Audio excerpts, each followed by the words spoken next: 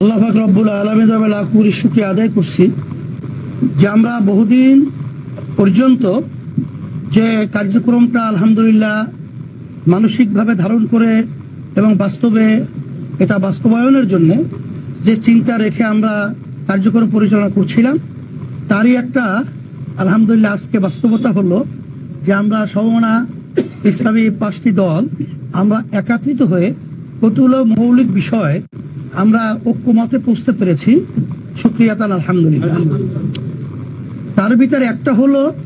যে আমাদের সামনে জাতীয় নির্বাচন, আমরা যেন ইসলামী দলগুলো একটা বাক্স পাঠাতে পারি এ বিষয় নিয়ে আমাদের আলোচনা আলহামদুলিল্লাহ অনেকটা এগিয়েছে এবং আমাদের অনেকের আন্তরিকতা মাশাআল্লাহ ওইভাবে প্রকাশ পেয়েছে, আলোচনায় আমরা সন্তুষ্ট।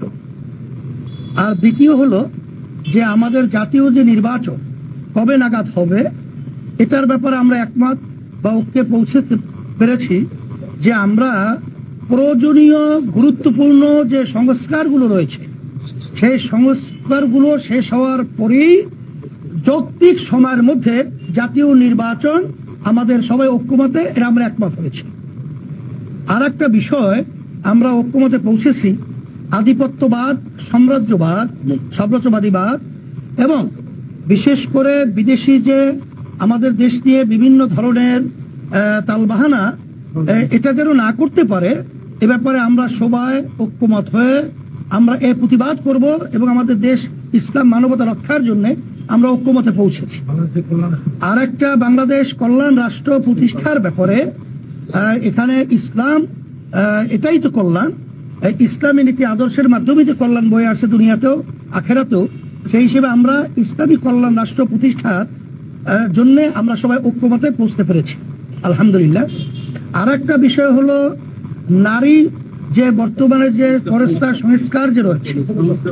এই সংস্কার কমিশন আমরা সবাই একমত হয়েছি যেটা সম্পূর্ণ বাতিল করতে হবে এবং এটা যদি না করে তা আমরা ঐক্যমতে আমাদের সামনে পরামর্শ ভিত্তিক আমরা এই বাংলাদেশের ভিতরে এর প্রতিবাদে আমরা কঠোর আন্দোলন এবং সিদ্ধান্ত নিতে বাধ্য হব। আর বিশেষ করে ফ্যাসিস্টদের খুঁড়িতে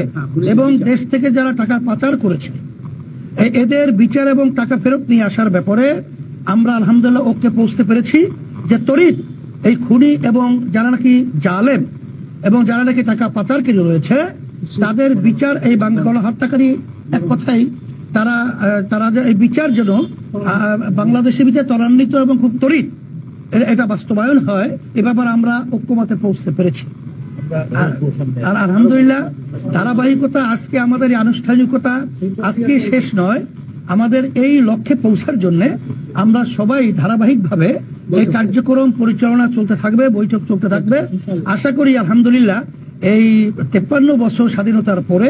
54 বছর চলছে আমাদের যে লক্ষ্য বাংলাদেশকে নিয়ে, এটা আমরা আশা করি এখন যে পরিবেশ তৈরি হয়েছে এটা আমরা পৌঁছতে পারবো এরকম একটা আশার আলো আলহামদুলিল্লাহ আমরা দেখতে পাচ্ছি। আপনাদের সকলকে ধন্যবাদ।